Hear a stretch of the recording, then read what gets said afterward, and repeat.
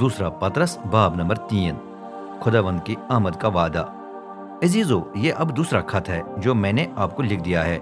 दोनों खतों में मैंने कई बातों की याद दिलाकर आपके जहनों में पाक सोच उभारने की कोशिश की। मैं चाहता हूँ कि आप वो कुछ याद रखें जिसकी पेशगोई मुकद्दस नबियों ने की थी, और साथ साथ हमारे खुदावन और नजात दहिंदा का वो हुक्म भी जो आपको अपने रसूलों की मारिफत मिला। अव्वल आपको ये बात समझने की जरूरत है कि इन आखिरी दिनों में ऐसे लोग आएंगे जो मजाक उड़ाकर अपनी शहवतों के कब्जे में रहेंगे। वो पूछेंगे, ईसा ने आने का वादा तो किया, लेकिन वो कहाँ है? हमारे बाप दादा तो मर चुके हैं और दुनिया की तकलीफ से लेकर आज तक सब कुछ वैसे का वैसा ही है। लेकिन ये लोग नजरअंदाज करते हैं कि कदीम जमाने में खुदा के हुक्म पर आसमानों की तकलीफ हुई और जमीन पानी में से और पानी के जरिए वजूद में आई।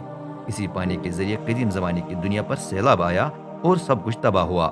और खुदा की इसी हुक्म ने मौजूदा आसमान और जमीन को आग के लिए महफूज कर रखा है, उस दिन के लिए जब बेदीन लोगों की अदालत की जाएगी और वो हलाक हो जाएंगे।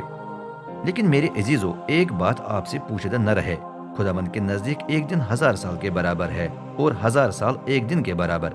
खुदावंद अपना वादा पूरा करने में देर नहीं करता जिस तरह कुछ लोग समझते हैं, बल्कि वो तो आपकी खातिर सब्र कर रहा है, क्योंकि वो नहीं चाहता कि कोई हलाक हो जाए, बल्कि ये कि सब तौबा की नौबत तक पहुंचे। लेकिन खुदावंद का दिन चोर की तरह आएगा। आसमान बड़े शोर के साथ खत्म हो जाएंगे, अजराम फल की आग में पिघल जाएंगे और जमीन उसके कामों समेत जाहिर होकर अदालत में पेश की जाएगी।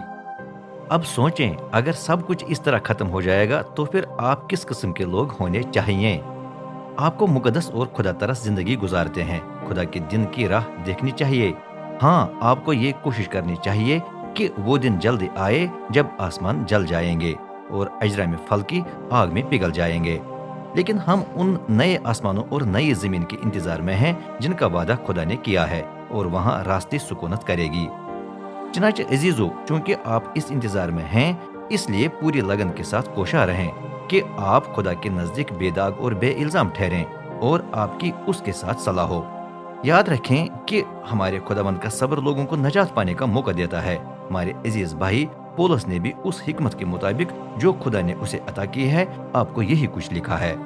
वो यही कुछ अपने तमाम खतों में लिखता है जब वो इस मजमून का जिक्र करता है। उसके खतों में कुछ ऐसी बातें हैं जो समझने में मुश्किल हैं और जिन्हें जाहिल और कमजोर लोग तोड़ मोड़ कर बयान करते हैं, बिल्कुल उसी तरह जिस तरह वो बाकी सहीफों के साथ भी करते हैं, लेकिन इससे वो अपने आप को ही हलाक कर रहे हैं।